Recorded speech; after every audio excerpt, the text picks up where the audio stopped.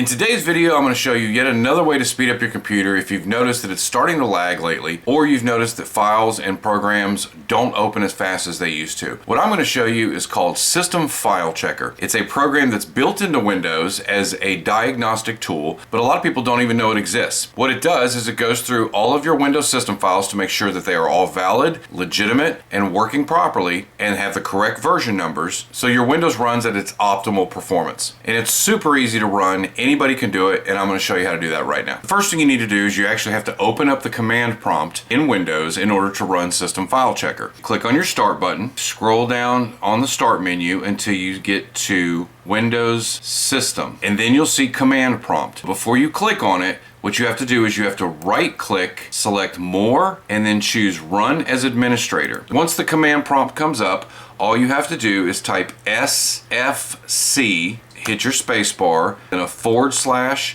and then the word Scan Now. Hit Enter.